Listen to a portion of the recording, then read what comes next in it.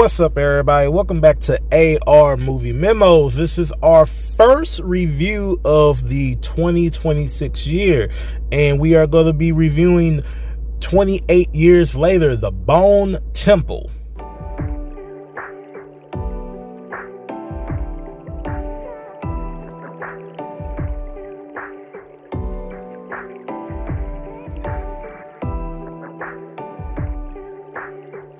"28 Years Later, The Bone Temple" is a 2026 post-apocalyptic horror film directed by Nia DaCosta and written by Alex Garland. This movie is the fourth installment within the 28 Days Later franchise and the second film within the 28 Years Later films, and this movie stars Ralph Fiennes, Jack O'Connell, Alfie Williams, Kellyman, and Chi Lewis-Parry. In this new installment, we are reintroduced to two characters that we meet in the previous film, with Dr. Kelson being played by Ralph Fiennes, and the character of Spike, who is played by Alfie Williams. Ralph Fiennes, as Dr. Kelson, finds himself in a shocking new relationship with another previous character that we have seen in the last film, but with consequences that could change the world as we know it moving forward within this franchise. Now, Spike, his character, encounters Jimmy Crystal, who becomes a nightmare that he cannot escape, and we are introduced to Jimmy Crystal and the Jimmys at the end of 28 Years Later. Now, when this movie starts, we are reunited with Spike, and he is with the Jimmys. And the Jimmys is a satanic cult that's led by Sir Lord Saint Jimmy, that is played by Jack O'Connell. And at the beginning of this, you feel bad for Spike because he left one hard situation from the previous film, and now he's even in a dire and worse situation dealing with the Jimmys, fighting for his survival. And with the group of the Jimmys, like I said, we have previously seen them in the last film, and depending on how you felt about them, I didn't really mind the over-the-topness of the violence and their outfits and just how they were presented. So I was really curious to see how they were going to be presented in this film, and they are a threat. They are scary. They are dangerous, and they are a menace throughout this film. And the group being led by Sir Lord Jimmy Crystal, he is the worst of the group, especially as the leader, and as his disciples, called the Fingers, follow every direction and order that he gives throughout the film. And Jack O'Connell as this character is fantastic, I think. He is such a slimy, despicable leader, and especially with a lot of the acts that they perform throughout this film. But then you also see another side of the film of seeing the phoniness of his character, which I thought gave a lot of depth with his character in this film, especially with us being introduced to him at the end of the previous film and the younger version of himself at the beginning of the previous film as well. And now seeing O'Donnell in Sinners as the villain, and now in this as the villain as Jimmy Crystal, he is 2 for 2 for villains at the moment. Meanwhile, with our other storyline with Dr. Kelson, he is developing a relationship with the Alpha, Samson, who was also in the previous film. And with Dr. Kelson being played by Ralph Fiennes, he is one of the highlights and one of the standouts in this film, like he was in the previous film. I love his performance and just a lot of things that he does within this film with his acting. Rather, it is through his body language, his a lot of the physical acting that he has to do in this film, the quiet moments that he has, especially with the Alpha Samson, which I said that he's somewhat built a relationship with, and he's kind of like his patient in this film, which was a kind of interesting dynamic, because one of the interesting things with this is that the doctor is trying to, maybe find if there's some type of cure of the rage virus, or find some piece of humanity that is left with any individual that is infected, in which with Samson you see the progression, and it essentially turns into a doctor-patient relationship, which is just kind of interesting, especially just knowing what the progression is, especially from the previous film, and just knowing what this franchise is, especially within the genre / infection horror genre. Is just interesting seeing this. We have seen stuff like this previously before in other films like Day of the Dead and things of that nature, but it's a interesting thing that they're doing within this film, and I really enjoyed seeing it. And as the film goes, we do have a few twists and turns, and we do have a really good interaction with Ralph Fiennes' character, with Dr. Keevan, and with O'Donnell's character of Jimmy, and that is another great sequence in the film.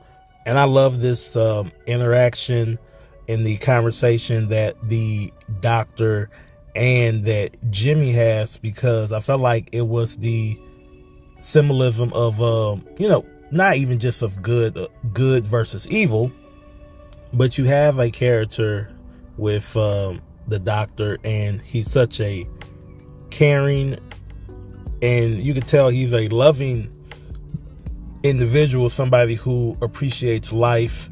And even with, as the world has gone to hell throughout all these years, you still see the humanity, not even just in this film, but in the previous film, with him making the bone temple, having compassion, and just treating everybody with care, even with the infection itself, with a character like Samson and folks of that is like Samson who is infected, compared to somebody like who is Jimmy, who is the manifestation and the product of evil, that everything that has transpired in the world. And it's unfortunate of everything that has happened to this character throughout all these years, but just seeing the sadistic nature of this character, it's really cool seeing the polar opposite of these characters, and then having them have a dialect and having a really good